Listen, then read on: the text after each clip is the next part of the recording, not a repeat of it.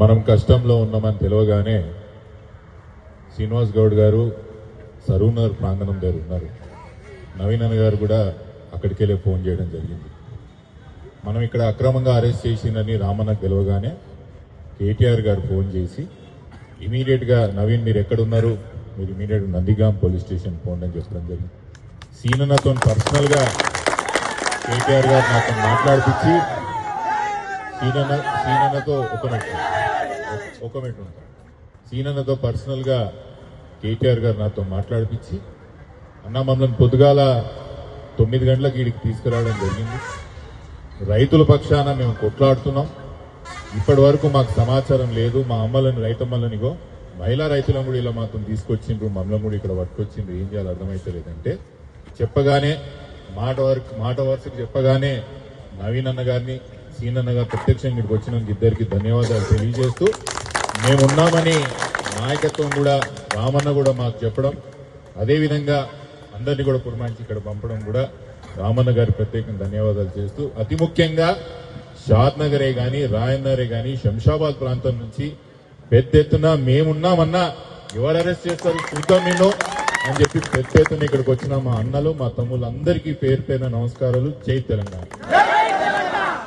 ఒకప్పుడు చెప్తుండ్రి ఊర్లలో దొంగలు పడుతున్నప్పుడు డబ్బు సాటి ఇచ్చి దొంగలు పడుతున్నారు జాగ్రత్త అని చెప్తుంది. తెలంగాణలో ఇప్పుడు మనం చెప్పాల్సిన అవసరం ఉంది, దొంగలు పడుతున్నారు జాగ్రత్త. ఒకప్పుడు దొంగలేమో ముసుగులు వేసుకొని కట్టెలు పట్టుకొని రాత్రిపూట గోడలు దుంకి ఇల్లు దుంకి బంగారం డబ్బులు గుంజుకోపోతుంది. ఇప్పుడేమో బాజాప్తగా పోలీసు ఒక డ్రెస్ వేసుకొని వాళ్ళు బాజాప్తగా పోలీసు కట్టెలు పట్టుకొని ఏడ పేద మధ్య తరగతి కుటుంబాల భూములున్నాయి, ఏడ మనం వెలగొట్టొచ్చు, ఎవరు సపోర్ట్ చేస్తే వీళ్ళ దగ్గర డబ్బులు ఎవరైతే ఎల్లయో ఎవరినైతే మనం నెట్టినా కూడా ఎవరైతే సపోర్ట్ చేయరో వాళ్ళ మీద పడి ఈ ప్రభుత్వం హైడ్రా పేరు మీద రెవెన్యూ అధికారుల పేర్ల మీద ఈరోజు భూముల మీద పడి ఈరోజు అరాచకం సృష్టించడం జరుగుతుంది. ఒకసారి ఆలోచన చేయండి, ఎవరి కోసం కొట్లాడుతున్నాం పొద్దుగాల నుంచి. బహదూర్ కూడా సమస్య ఈ రోజు వచ్చిందా? శంషాబాద్ వాళ్ళు చెప్పాలి. ఈ రోజు సమస్యనా అది? గవర్నమెంట్ కి వీళ్ళకి ఎన్ని తరాల నుంచి ఉన్న సమస్య అది, ఎన్ని సంవత్సరాల నుంచి ఉన్న సమస్య అది. ఈ రోజు వచ్చిన సమస్య ముఖ్యమంత్రి గారు మీకు తెలియదా? మీ కలెక్టర్ గారు మీకు చెప్పాల్సిన అవసరం లేదా? దాదాపు 60-70 సంవత్సరాల నుంచి ఉన్న సమస్యని ఈ రోజు ప్రభుత్వ భూమిగా మీకు చెప్పడానికి, మీరు అది ప్రభుత్వ భూమిగా చెప్పడానికి మీరెవరంటున్నా? మీరు హైకోర్టా, సుప్రీంకోర్టా, ఆర్డీఓ కాడికి ఏమైనా డిస్పోజల్ వచ్చిందా? కలెక్టర్ గారికి ఏమైనా హైకోర్టులో ఆర్డర్ వచ్చిందా? ఏది లేకుండా కూడా అదే సీనన్న, అదే అమ్మ, అదే ఆర్ఎస్ ప్రవీణ్ కుమార్ గారు 2 నెలల కిందట బహదూర్ కూడా నాదర్గుల్ భూమిలోకి పోయినరా? నాదర్గుల్ భూమిలో గవర్నమెంట్ ల్యాండ్ ఉందన్న మళ్ళీ ఆడికి ఎందుకు పోతలేదు హైడ్రా? మన సుల్తాన్పల్లిలా 180 ఎకరాల ల్యాండ్ ఉన్నది, ప్రభుత్వం పిటిషన్ వేసింది అది గవర్నమెంట్ ల్యాండ్ అని, దాని జోలికి ఎందుకు పోతలేదు? శంషాబాద్ లో హుడా కాలనీలో ఎవరు పెద్ద మనిషి ఇల్లు కట్టిండ్రు, మళ్ళీ దాని జోలికి ఎందుకు పోతలేరు గవర్నమెంట్ వాళ్ళని అడుగుతున్నా. ఎట్లా కనిపిస్తున్నాం మేము? పేద రైతులు మీకు ఎట్లా కనిపిస్తున్నారు? అందుకే చెప్పినా జాగ్రత్తగా ఉండుండ్రి.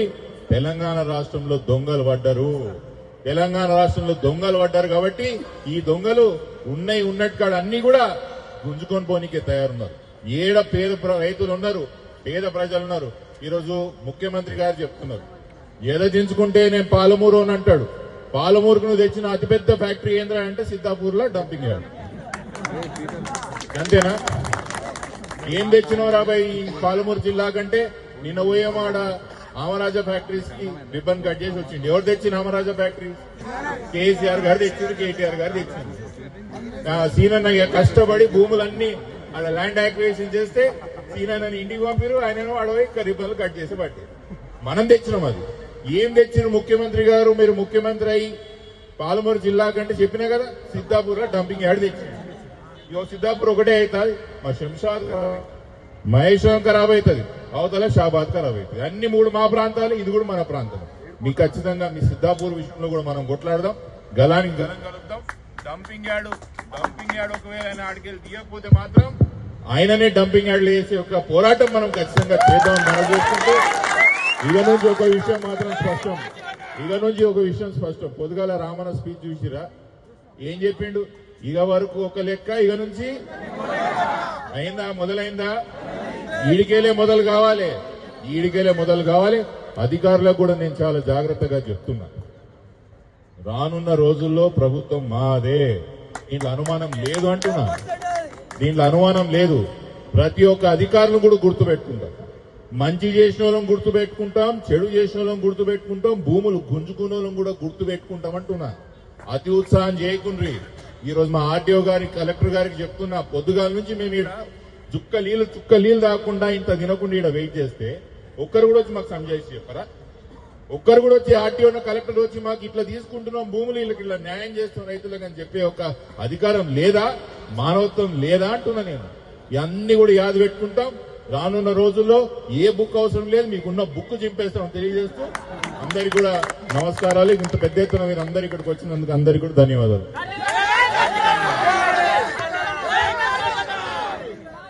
అందరికీ నమస్తే.